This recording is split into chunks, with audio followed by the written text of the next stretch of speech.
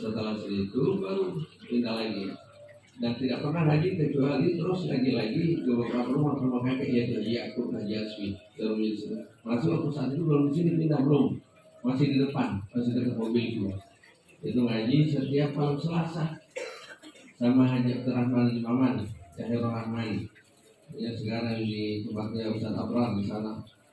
Dan setelah itu baru mendirikan musola yang namanya Al-Waqfiyah di seberang sana.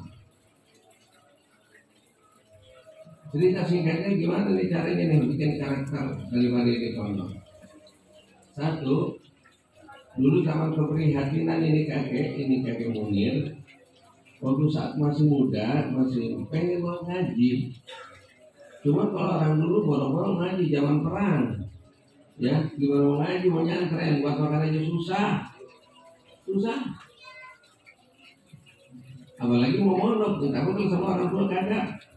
Termasuk waktu saat zaman normal dulu rame-rame orang Bulu ini sulit untuk mendapatkan kecukupan makan pangan yang disuplai dari beberapa daerah penunjang Jakarta, baik sebelah Tangerang sampai Banten, termasuk yang di Pantura yaitu Kerawang dan sekitarnya Cikampek.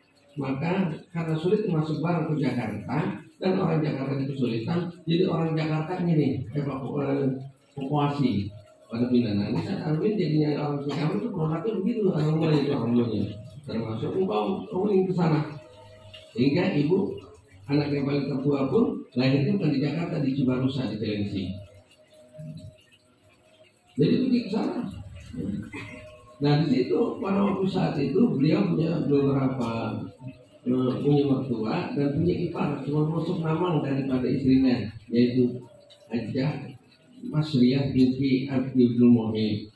Yang ada di punya guru kiai itu punya putra, anaknya kiai semua, termasuk Kiai Abdul Kahar.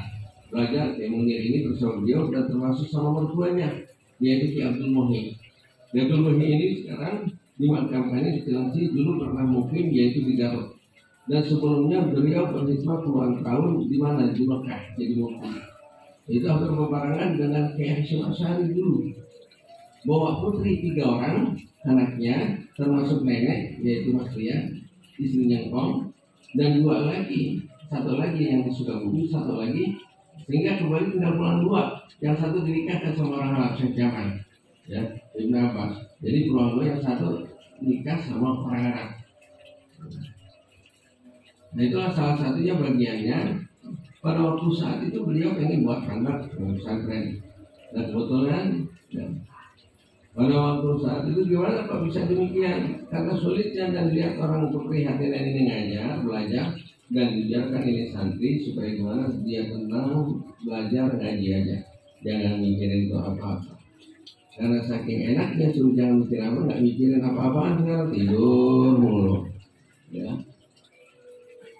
sekarang alhamdulillah mulai tahun 96 dan mau membangun ini sebagai diceritakan tahun 89. Jadi kurang lebih sudah 34 tahun yang lalu, 30 tahun lalu yang di pondok. Dan beliau salah satu teman dekatnya, ya teman dekatnya berguru, yaitu Kiai Abdul Halim Jatiwangi, kakeknya Umi, ya Kiai Abdul Halim Jatiwangi. Beliau sering berkunjung. Pada waktu saat ditelepon itu langsung ke Pekalongan di Musofa. Lalu pas waktu saat di Jakarta, Kiai Abdul ke Jakarta, beliau berkunjung langsung ke Banten Cibutu, yaitu Abuya Armin. Beliau termasuk Abuya Darjati dan juga beberapa daerah Banten. Karena salah satu Kiai Abdul Halim itu putrinya adalah Kiai Al-Khamas, yaitu dari marganya Tubagus. Putranya daripada istrinya Kiai Abdul Halim itu beliau bergelar namanya Sahabat Yunkin. Nah itulah satu alasan pemahaman ya di Cirebon itu ada, di Banten juga buat pondok karena asalnya anak tilas ya Uyut kaki. Ya. Dulu dekatnya ini beliau Kiai Munir dengan Kiai Abdul Halim. Saya masih baru pulang kuliah, baru pulang nyantren. Sukan itu nama Cibutu Awiya Amrin.